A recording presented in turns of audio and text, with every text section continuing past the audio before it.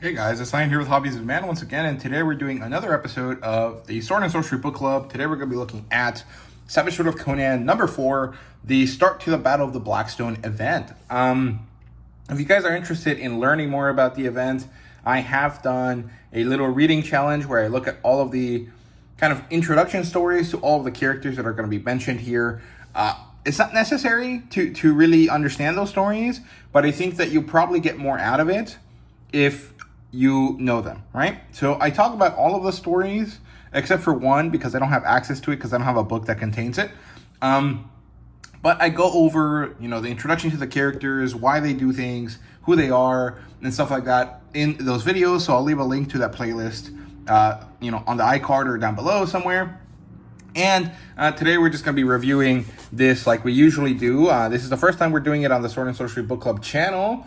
If you want to look at the previous reviews, they will be on Hobbies of a Man just because I didn't change them up yet. And I don't think I will. So, yeah, but let's look at the issue here. As you guys can see, this is issue number 4, 2024. This is the second half of the year. And it has been announced that there will be at least one more year of Savage Swords. So we will get at least 12 issues of it.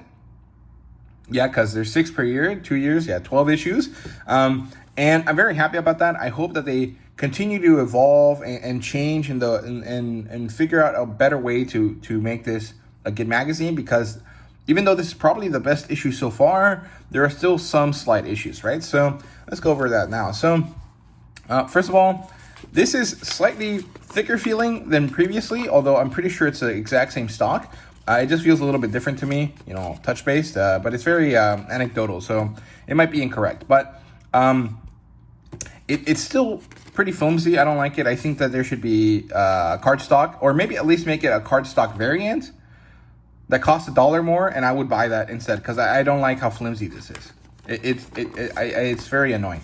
And because of the thickness of this book, it continues to have damage along the edges, especially the corners, and so I just have to tape it up because I'm not selling this, so I don't really care about the loss of value by adding tape. I just want to make sure that this stays in as best condition as possible for as long as possible, so that's why I put tape on it. I know it's concerning and it's not right, and people don't like it, but it is what it is. So that's it for the outside. Besides the cover, so the cover is fine. It's done by David Palumbo. I've never heard of this guy. I don't know what else he does, and I think that the painterly style that's still digital is cool. I just don't enjoy this particular scene that he painted. I don't find it enjoyable. It kind of matches a little bit of what Conan goes through in the first story here inside, so it's not incorrect or anything like that. It's just not appealing to me personally, although I do like some of the techniques that he uses here with this almost like it looks like clay or like oil painting, and it looks cool. I just I don't like the posing. I don't like the way that this character looks. It's just, the scene is not for me, right? So that's a bit disappointing, but it's fine. They continue to use the see-through logo here, so the little flame here can be passes through, which is really cool. I like that. And then we have the really cool Battle of the Blackstone logo there, right? So yeah, and as you guys can see, there's like 1 billion people working on this, and I will just give you a blanket acknowledgement for Richard Starkins and Tyler Smith, who would do the lettering for everything. And I will talk about each of these creators as we go through the book, right? So opening up, we have a ad here for the Heroic Legends series. I've not read any of them, but I have bought most of them. So if anyone knows if they're good or not, let me know. I will eventually read them on the channel and review them. I just haven't gotten around to it. And then we have the Nemedian Chronicle with Rob Del Torre's awesome artwork here of Conan, that they use for the cover of the issue 0 of the Battle of the Blackstone, which is awesome. I love this. I think the printing here is phenomenal. It's so clean, so clear. It looks great. And the lettering is all nice and clear, very crisp there. However, this doesn't really continue on. So it's very crisp and very clean here. And then it's insanely muddled over here, which is pretty disappointing. It's actually easier to see through the camera than it is to see in person, which always bothers me because it makes it seem like I'm not actually talking about anything meaningful. But at least here, you can see that it's pretty messy, right? which is a bit disappointing, but the table of contents is good. They still give you numbers even though the pages aren't numbered. And as you guys can see, we have a pinup after every story, and that's really, really great. I like that a lot. Also, we have this really awesome kind of banner piece here that looks really, really nice. They didn't have space for the little square that they usually put, so they didn't have it.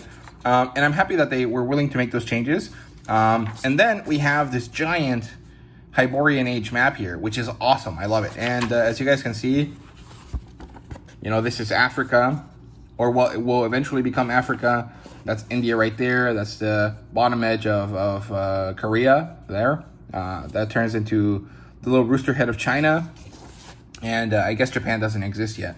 And I like that. I think it's great. It's very, very cool. I really love how big this is. It's very nice. I mean, honestly, I could put this in a poster board. In a poster frame and just put this up. But I'm not going to. I'll just buy the poster eventually, right? So, yeah. Then we have A Stone Throws Away by Jim Sub. This is the kind of like start of the story. It doesn't actually have like a fantasy element. This is just Jim talking about how he got around to it, kind of introducing all of the stories here, what they're supposed to be about. You know, he says that their story for the Blackstone has to be confronted by Solomon Kane. It has to create anger in Dark Agnes. It has to bewitch Elborak, and it has to entice John Kirwan and John Conrad, and it has to lure Brizza, right? And I thought this was good. I'm a bit upset about the printing. It's still kind of difficult to see, which is annoying. I mean, I don't really know how to fix it. Like, you know, the printer is just probably not tuned to make such small images clear, right? But at the same time, you know, maybe they could make the letters bigger so it's easier to print them, or maybe they could adjust it, maybe make it have more spacing in between each line. I don't know, but I'm still a little bit upset about the inconsistencies in the printing, because for the rest of the book, it's basically perfect. It's just some of these pieces of text are just kind of muddled, and it's not great. But broadly speaking, it is kind of going away. Like, all of these issues are slowly disappearing. It was a bit disappointing, right? But it is what it is. It's no big deal. Then we have this first awesome pinup here. I love this. This is by Nick Marinkovic, I think is his name. I think that's how you say it. I'm not really sure. Nick Marinkovic. And man, I love how this looks. This is awesome. This is so clearly Conan, and I love that, and I think it's great. I love the stupid Viking helmet with the horns. Like, that aesthetic is awesome to me. It's very, very cool, and I really, really love it. I think it's great. And these horns look wicked sharp. It's so cool, right? So, yeah, awesome pin up there to start. Then we have the Battle of the Blackstone, or the Blackstone Saga Begins, which is kind of just a like, where are we now kind of thing. It summarizes some of the events from previous stories to make it easier for everyone to understand. And I think that's great. It's wonderful. I recently picked up Supermassive, which is a yearly event thing for Kyle Higgins' Massiverse, and it didn't have one of these. It didn't have one of these explanation things before the start of the kind of like compilation volume, and it was disappointing because I didn't really know where we were, right? So I think that this was inspired. It was a great job whoever decided this did a good job with this, because it's wonderful to be able to situate your readers where they might want to be for the start of the stories, right? So yeah, I think this was great. I'm very happy about that. And then we start with the story here. So we get to see Conan kind of walking through this valley and slowly transforming into a monkey. Well, he's not really a monkey, but he goes back to a more primitive looking kind of vibe there for Birthright in Black by Jim, with art by Fernando Daninho. That's how I'm going to pronounce it. I think in French, the G followed by an N is a ñ sound, like the N with the squiggly line in Spanish, right? Or NH in Portuguese. So I'm going to go with Fernando Daninho. And I love the artwork here. I think it's really, really great. I really, really enjoy it. So yeah, Conan is walking through this valley. He finds this Blackstone Spire. He becomes this monstrous, human de-evolved into monkey, and he starts fighting these other guys, and it's really, really cool, and I love the art style here. It's so awesome. This is an amazing double spread here of Conan, because you can clearly tell that's Conan, even though it's not Conan at all, which is really cool. I think that the way that they center the that kind of focus on this character is really well done. So I really appreciate that. And as he's going through this and killing all of these men, he eventually returns to human, and he looks awesome like that. I think that's great. And then he gathers his helmet, and he continues on to the rest of the journey through this valley, and he ends up on this kind of gash in the mountain, and it turns out to be a cave that leads into this Serilogia, this beautiful bevy of women here who are all there for him. And he goes through this, and he's enjoying himself a lot. And it turns out that as he's doing this, there's kind of this narrator voice talking or kind of seducing Conan into service of the Blackstone. And at the last moment here, in this kind of like berserk-ish kind of image here, he gets smarked by the Blackstone, and he wakes up. And he's there with his Aquilonian co-worker, I guess you could call him, his subordinate probably. And we return to the ending of the issue 0 from the Free Comic Book Day 2024, right? So, yeah, and I love this. I think this looks almost like Prince Valiant, and I think that's great. I love that. I think the style here is wonderful. And, you know, he's marked by the Blackstone, and he continues on for their journeys, right? So, yeah, then we have this really cool pinup. This is done by Fernando Danino.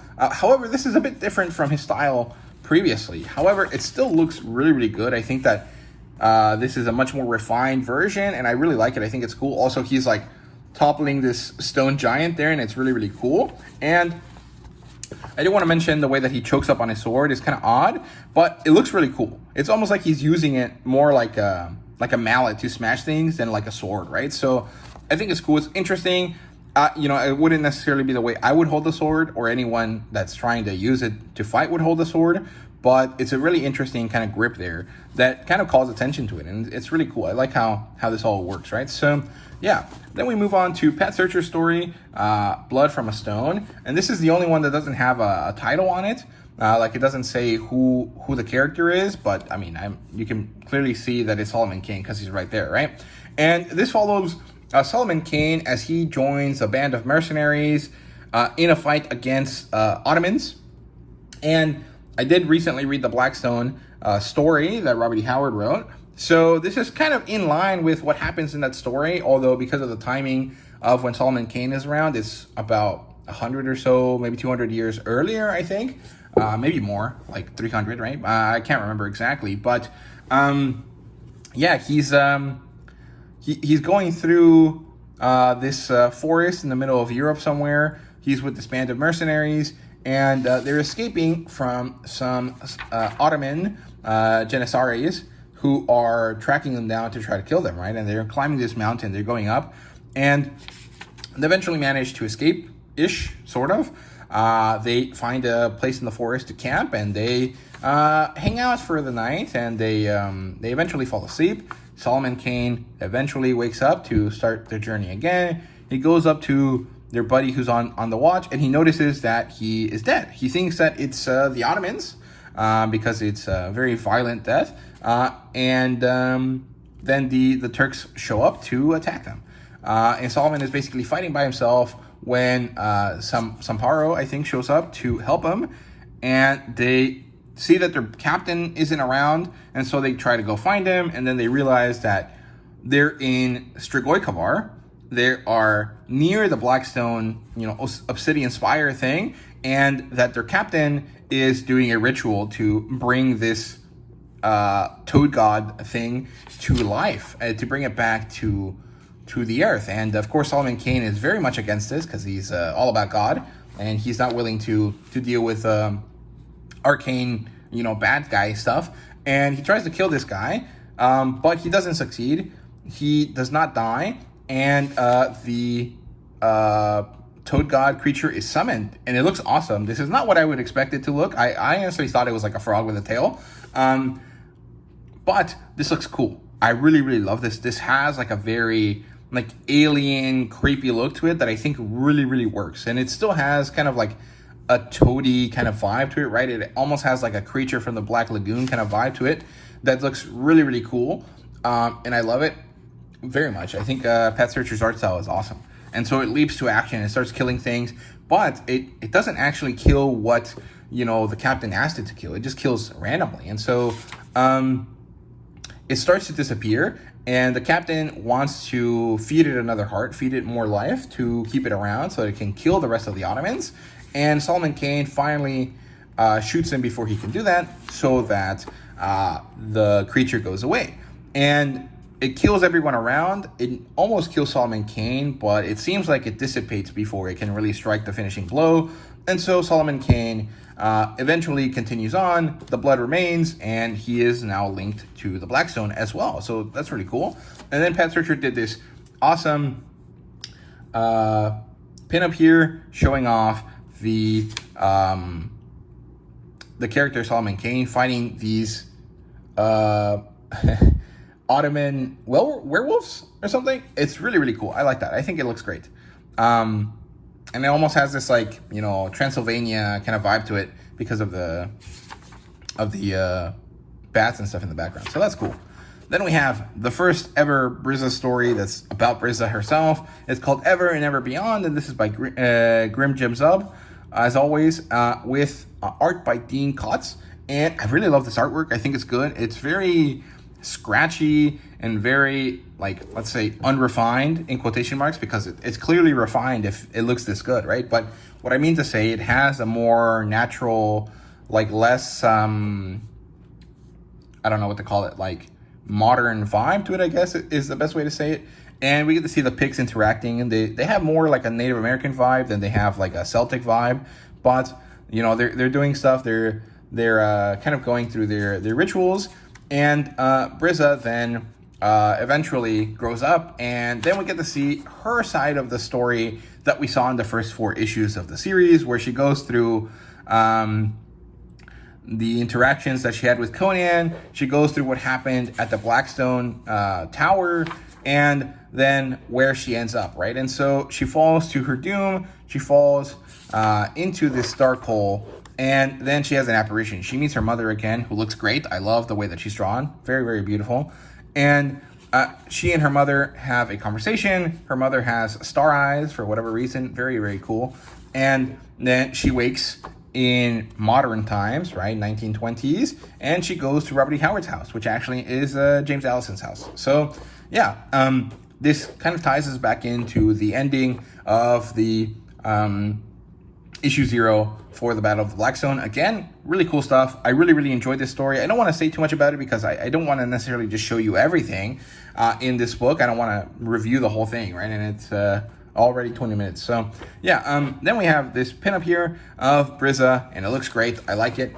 The style on their face looks a little bit different, so maybe this was drawn before they worked on this. I'm not really sure, but I love this. I think that Brizza with these wolves is really cool. And this giant spear, and it almost looks like she just had like a kitchen knife and attached it to a pole, but it looks cool. I like it. I think it's fun. And yeah, ancient cool people fighting wolves is very awesome. So yeah, and then we have this sheet here. I don't understand why it's in the middle of the book. I think they just needed to, kill some space, and so they used this because technically, all of this starts the story, right? But I guess this is everything before this was a prologue, and everything after this is supposed to be the start of the story. I'm not really sure because it all feels like prologue stuff. This is all setting us up to understand where the characters are, right? So I don't know. It's kind of hard to understand why that's there, aside from it being just a way to waste some space, but also be kind of cool, right? So I don't know. I'm curious if anyone knows why this is there. If it's supposed to be a sign for this is the prologue, and then after this page is the story. I don't know, but yeah. So we have Conrad and Kirwan here. Horror from the Tomb. This is Jeffrey Shanks' first comic book writing he's ever done, and I actually really enjoyed it. I thought it was good. Eric Donovan does the artwork here, and I know him from Heavy. It's a Vault Comics title, and I think I've talked to Eric Donovan on Twitter once. Maybe twice. I can't remember, actually. Or maybe he just sent me some copies of Heavy. I can't remember. But I have interacted with him before. I've been following him on Twitter for a long time, and I had no idea that he was working on this. So it's pretty cool to see his name, because I'm pretty sure that the Heavy comic book kind of stopped publishing at some point, and I'm not really sure why. It just kind of ended up going on hiatus and never came back. So it's nice to see that he is working on new things and doing new stuff, and I'm very happy that he and Jeffrey Shanks got together to work on this, because it looks great. So this story definitely ties in to a story that I reviewed previously. So when I did a review for Children of the Night, I also reviewed Untitled Fragment, which is literally the last story in the Horror Stories of Robert E. Howard volume of the Del Rey collection. And it's basically the setup for this, right? So that story happens. It doesn't really go anywhere. And so Jeffrey Shanks is like, okay, I'm going to write what happens afterwards, right? So in that story, we have two characters. One of them is named Allison, and the other one is named Brill. And together, they're looking at this ancient tomb, and they're debating whether it's Egyptian or if it's older. And nothing happens after that. Turns out that Jeffrey Shanks decides that those guys, Allison gets renamed to O'Donnell to avoid confusion with James Allison, and he sends for John Kirwan and John Conrad to go check out this tomb, because they are people that are interested in these historic, like pre-cataclysm type histories, right? So they get sent for, they come all the way to Egypt, they're walking through the desert on these camels, they're chatting with each other, we're kind of getting an understanding of their relationship. John Conrad is a more serious kind of guy, and Kirwan is a more kind of like lighthearted kind of guy, at least in this story. I'm not really sure if that's true or not, because I don't know too much about them as characters, but it's fun. They're interacting. John Conrad is like, dude, why would you tell this Allison/O'Donnell guy about this stuff? You know, they're going to think we're crackpots or whatever. And then they get to the excavation site, and it turns out that it's abandoned. No one is there anymore. And there's a lot of TNT everywhere. And this is concerning, because that is an improper way of doing archaeological digs. And of course, this is something that Jeff would know about, because he is an archaeologist. So I like that he mentions that this is the wrong way to do things. I think that's good. And so Conrad and Kirwan manage to make it inside this place, and they find this sarcophagus with the eye sigil on it. And they see that it's been disturbed. They see blood on the casket or whatever, on the sarcophagus, and they open it to find Brill. And that looks horrifying. That's very scary. It's very crazy. And so they continue on downward. They find these bloody footsteps, and they follow them into this kind of Stargate room with this horrible pit of writhing darkness. And this guy doing this ancient summoning ritual, and as you guys can see, he's calling for Cthulhu's, who we know is Tools of Doom from the last couple issues of the main storyline of Conan, right? And so this guy, who is Allison/O'Donnell, is trying to sacrifice them to this writhing pool, and they have a fight. It's very cool, very interesting. I love this sketchy art style. I think it works really, really nicely for what's going on here, for the time period and everything. And then Conrad just blows him up. And it's really funny that they have this interaction where Kirwan is like, oh, really, dude? You're going to blow them up after you said that it's bad to do this? And I thought it was fun. And then they get forced to leave because there is an international incident that just happened in this area, right? And then we have this pinup here, which is awesome. I love it. I think it's great. I love this kind of like Indiana Jones kind of vibe to it, where they're running away, but they're kind of still fighting. And I love this detail back here where it's like a dragon, it's like a cave, it's like a skull. It looks really, really great. I like that a lot. I think that this pinup is great. I really, really enjoyed it. Then we have Waifu Dark Agnes in this kind of anime style. And I have a bit of difficulty with this story. So I think the story is good. It retells her origin story with like a twist.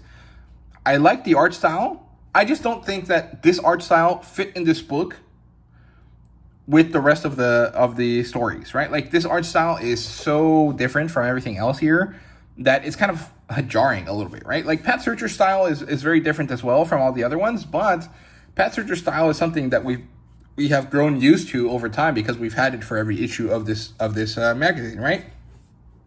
We've had it for every issue of this magazine, right? So I think that Pat Searcher style is less jarring than this, because this is so different. Like, this is basically a manga, and I love it, right? I'm a big manga fan. My main channel is mostly about that.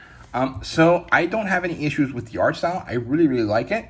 However, I just don't necessarily know that this fits correctly with this volume. If they had like a Savage Sword issue that was all manga style, this would fit perfectly. But this doesn't really work in the context of this book, right? If that makes sense. I love the art style. Like, don't get me wrong. I love the art style. I think it's fun. I love the Dark Agnes got turned into a waifu. I think it's fun. But it just doesn't fit, if that makes sense.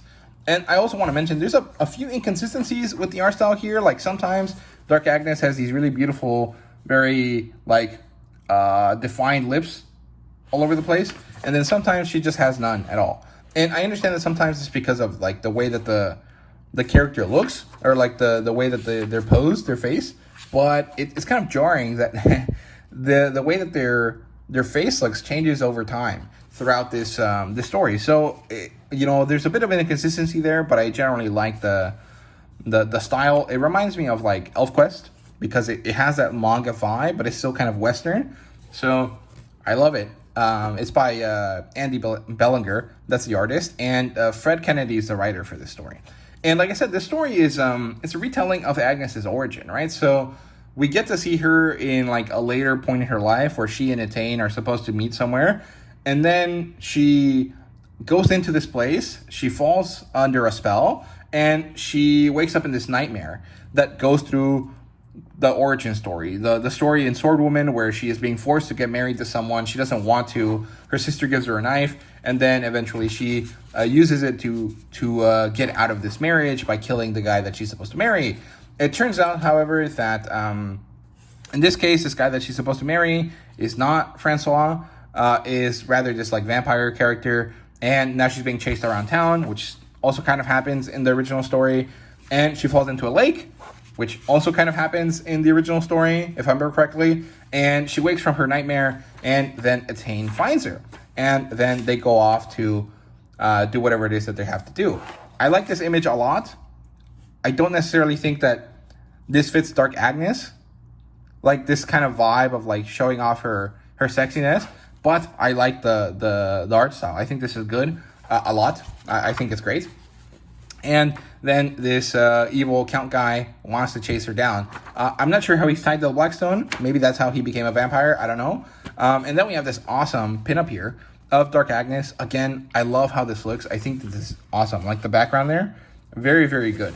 But the art style is a bit off for the rest of the issue, right? So, yeah, and then we have the final story here, Black Oasis. This is by Ron Mars with art by Mike Perkins, sorry. And this is the El Borak story. El Borak is a Alan Quatermain, Indiana Jones type guy who is a guy from Texas who moves to the Middle East and just loves living with the nomadic natives of the area. And this story isn't really about El Borak necessarily. I mean, it's about a kid who gets saved by El Borak, and they interact while he's saving him. They end up in this ancient kind of temple thing. This almost reminds me of, like, I've been to Turkey before, and there was this like interesting mountain place where they had this, like, castle built into it. And then there's also, like, Cappadocia and stuff, which is a place where they built underground cities and stuff, right? So this reminds me of that. This architecture feels kind of Egyptian, but it's supposed to be pre-cataclysmic, right? It's supposed to be Hyborian, probably Sigyn. And they go in there, even though it's known that it's not supposed to be something you go into, and then they see the sigil, and they're attacked by 5 men that are chasing this kid down, and El Borak has an awesome fight with them, and he manages to kill them all, and then he and the boy escape, and the boy ends the story by saying, and I never saw him again, and it's because of the Blackstone, probably. So, yeah, overall, this was a good story. It's much better than the Erlich Khan story that I read.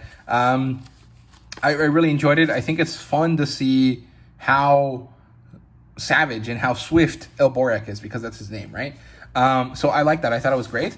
And I really enjoy this pinup here with a very interesting ancient style background there. So yeah, and then we have this awesome 2-page pinup of Rob De La Torre's interpretation of all of these characters. So that's John Conrad, that's Sean Kirawan, Solomon Kane, Brizza in this very Frazetta thick kind of style that he likes to do. Conan in the center there, kind of killed by the gutter loss. Agnes in her awesome, early Frenchy outfit, and El Borak there. And I think that's it. Yeah, then we have Rialto selling you stuff, and the Blackstone Saga trade announced already, which is cool. And we have this ad here for Conan, Cult of the Obsidian Moon. I'm pretty sure this is supposed to tie in with the Blackstone event. I will not be able to get this in time for reviewing because I usually don't buy hardcover books. So I'm going to miss out on that. But I will be reviewing everything that's released comic book wise for the story, right? And then at the end here, we have the next issue, which is supposed to be a King Conan 2-part comic book by Jason Aaron with Jeff Isherwood as the artist. And then a young Conan tale with Michael Koge as the writer and Dan Parsons. Sorry, I was going to say Panosian, but that's not him. It's Dan Parsons as the artist, and some cool covers by Joe Jusko and Alex Hurley. And I think those are supposed to be dinosaur covers, so that's exciting. And I love how this looks. I think this is really cool. I'm very much looking forward to seeing what the story is about. So yeah, overall, great start to the Battle of the Blackstone event. I really, really liked it. I thought it was great. There really isn't too much to say beyond that. This is nearly perfect in my opinion. Just some slight issues with the printing and some personal quibbles I have with the material used for some of this stuff. But that's really all there is to it.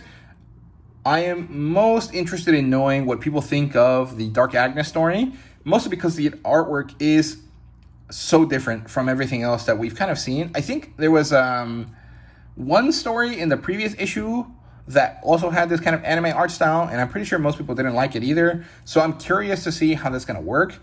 However, I think that story will definitely appeal to anime fans, right? And manga fans, and people that like stuff like One Piece and Fairy Tail and stories like that, right? So I think that's good. I think that it's interesting to have so many different art styles and stuff. However, sometimes it might be kind of a swing that doesn't really go anywhere, right? That misses. And I'm curious to see if that was the case this time. So yeah, let me know down below. Thank you guys very much for watching. I apologize for it being such a long video, but that's how long I needed to review this properly. So yeah, thank you guys very much for watching. I hope you guys enjoyed, and see you guys next week with a review of Battle of the Blackstone issue number 1.